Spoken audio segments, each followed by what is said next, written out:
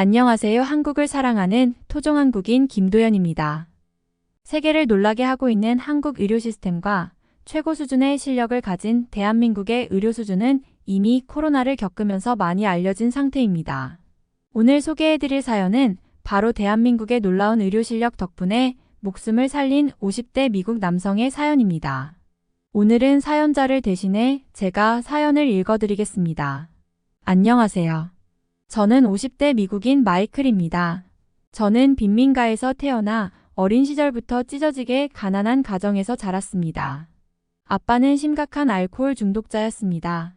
그리고 엄마는 오랫동안 우울증에 시달려 집안에서 저를 돌보아주는 사람이 아무도 없었습니다.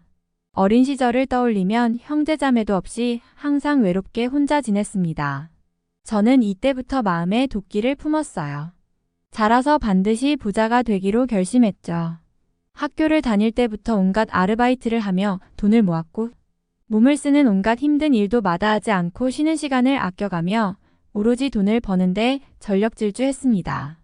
가난한 형편의 비싼 대학 등록금을 감당할 수 없었기 때문에 바로 취업하기로 마음먹었죠.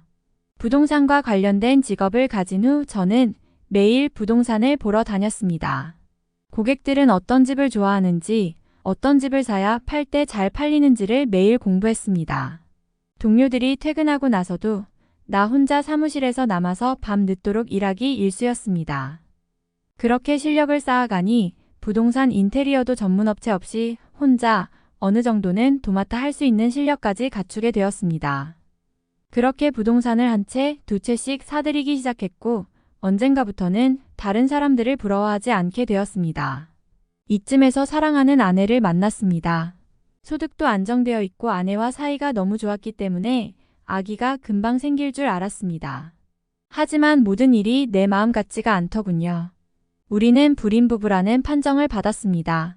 그 소식을 들은 저와 아내는 하늘이 무너져 내리는 것 같은 슬픔을 느꼈습니다. 몇 년 동안 온갖 노력을 해보았지만 몸과 마음만 지쳐갈 뿐이었지요. 그러다가 우연히 한국 여자 아이 입양을 생각하게 되었고 그렇게 우리 가족에게 예쁜 천사가 생겼습니다. 비록 외모는 아주 달랐지만 딸아이는 우리 부부의 사랑을 듬뿍 받아 아주 명랑하고 쾌활한 성격으로 성장했습니다. 자신이 입양아인 것을 어릴 적부터 받아들여 오히려 우리에게 늘 감사하고 행복함을 표현하는 아이여서 우리 부부는 하늘의 선물을 받은 것만 같았습니다. 하지만 우리의 자랑스러운 딸은 사춘기를 겪으면서 심한 정체성에 혼란을 느꼈습니다. 자신의 원래 뿌리를 찾고 싶다면서 한국으로 가고 싶다고 말했지요. 우리에게는 너무나 충격적인 말이었기 때문에 우리는 격렬하게 딸의 한국행을 반대했습니다. 그러다가 딸이 한국의 대학교에서 공부하고 싶다고 너무나 간절하게 부탁했기 때문에 우리 부부는 마음을 바꾸고 어쩔 수 없이 딸을 한국으로 보내주었습니다. 우리 부부가 딸을 얼마나 사랑하며 키웠는데 처음에는 딸에게 엄청난 배신감과 실망감을 느꼈습니다. 사랑스런 딸에게는 나와 같은 가난과 우울했던 어린 시절을 경험시키지 않으려고 부족한 것 하나 없이 물질적으로 풍족하게 키웠을 뿐만 아니라 아낌없이 사랑을 줬는데 이렇게 우리를 떠나가는 게 너무나 서운해서 그만 딸에게 해서는 안 되는 말까지 해버렸습니다. 딸은 너무나 큰 마음의 상처를 입고 한국으로 떠났습니다. 우리 부부는 말할 수 없는 허무함과 상실감으로 괴로운 나날을 보냈습니다. 부자로 행복하게 살기 위해 어린 시절부터 그렇게 노력하며 달려왔는데 현재의 나의 삶이 너무 비참하고 우울하게 느껴지더군요. 하지만 지나온 시간을 후회하고 싶지 않아서 다시 예전처럼 일에 매달렸습니다. 딸아이가 보고 싶을 때면 잠도 자지 않고 더욱 혹독하게 일에 매진했죠. 자산은 계속해서 늘어났습니다. 주변에서는 우리 부부를 부러워하고 시기하는 사람들도 많았습니다. 저는 딸아이로 허전한 마음을 주체하지 못하고 더욱 성공에 매달렸죠. 그러다가 몸에 이상 증세들이 나타나기 시작했습니다. 늘 몸이 피곤한 증상이 있었는데 만성 피로를 넘어 밤에는 술을 먹지 않으면 잠을 자는 것도 어려울 정도였습니다. 가장 고통스러운 것은 끔찍한 변비 증상이었습니다. 화장실을 갈 때마다 너무나 고통스러워서 방을 구르기도 하고 더 이상은 고통을 이겨내기가 어려울 지경이 되었습니다. 어느 순간부터는 변에 피가 묻어 나오기 시작했습니다. 밤에 잠자는 것도 너무나 어려웠습니다. 몇 시간 간격으로 계속 잠에서 깼습니다. 지금까지 아픈 곳 없이 내 몸 하나 믿고 버텨온 세월인데 이쯤 되니 저도 무서운 생각이 들었습니다. 아내와 함께 병원을 찾아갔더니 대장암 진단을 받았습니다. 의사는 대장암이 온 몸에 퍼져 있어서 치료 가능성이 거의 없으니 남은 시간은 가족들과 함께 집에서 보내라고 권유했습니다. 이제 살아있을 시간이 몇 달도 채 남지 않았으니 남은 시간 동안 하고 싶은 것들을 하며 지내라고 하더군요. 대장암이라는 판정을 들으니 그동안 애써 마음에서 밀어냈던 딸아이가 너무나 보고 싶었습니다. 그렇게 내게 사랑과 웃음을 주었던 딸아이가 밉고 원망스럽기보다 죽기 전에 딸아이 얼굴을 한 번이라도 더 보고 싶어졌습니다. 마음은 너무나 간절했지만 마지막 남은 자존심이 허락하지 않았던지 차마 딸아이에게 연락하지 못하고 있었는데 딸에게서 전화가 왔습니다. 아내가 먼저 딸아이에게 전화해서 그동안 딸을 보내고 우리 부부가 얼마나 딸을 그리워했는지 그 그리움을 이겨내기 위해 아빠가 얼마나 지독하게 일에 매달렸는지 얘기했다고 하더군요. 딸은 마치 하늘이 무너진 것처럼 울었다고 자기도 아빠와 엄마를 너무나 사랑한다고 자신이 얼마나 큰 사랑을 받고 자랐는지 한국에 와서 더 뼈저리게 느끼게 됐다고 하더라고요.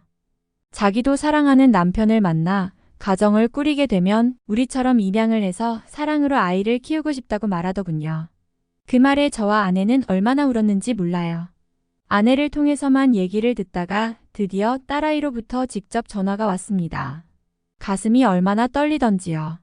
자기는 한국에서 너무나 잘 지내고 있고 한국의 문화가 자기와 너무나 맞다면서 한국에서의 생활이 너무 만족스럽다고 했습니다. 딸은 미국에서는 법을 공부했는데 한국에서 한의학에 관심을 갖게 되어 한의학을 공부하고 있다고 했습니다. 그리고 마지막에 우리 부부에게 한국으로 와달라고 간곡하게 부탁했습니다.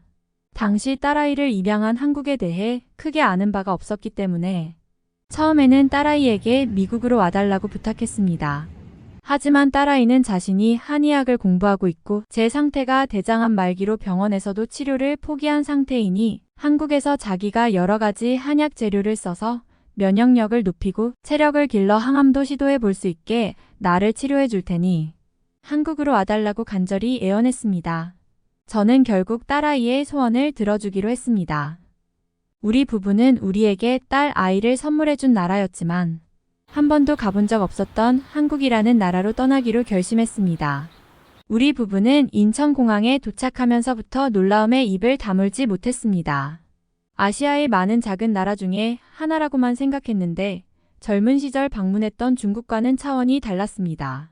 사람들은 너무나 친절했고 가는 곳마다 너무나 깨끗하고 모든 절차가 빠르게 진행되었습니다.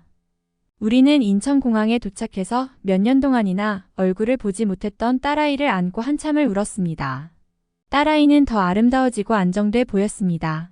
한의학 공부도 너무나 재미있다고 했습니다.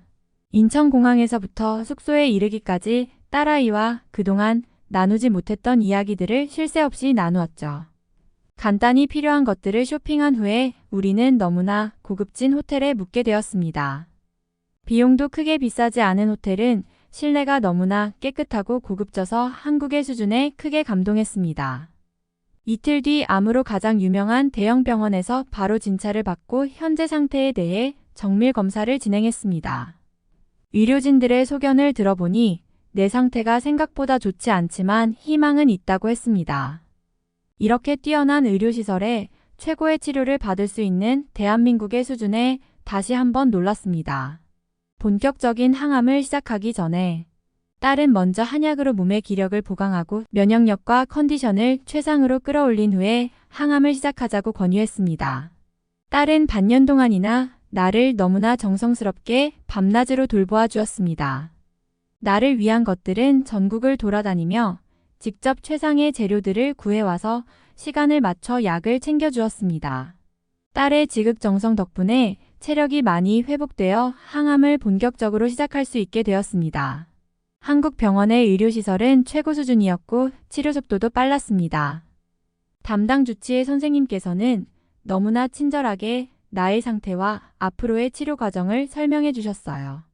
항암 결과도 생각보다 더 좋게 나와서 이제 나와 아내는 한국에서의 새로운 삶을 꿈꾸고 있습니다.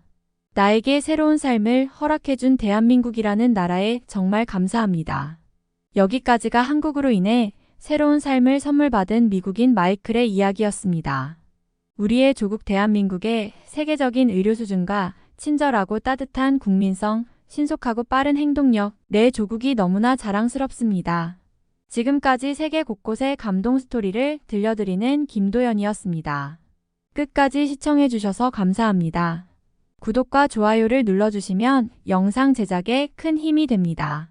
소중한 의견 댓글로 남겨주시면 더욱 좋은 영상으로 보답하겠습니다. 감사합니다.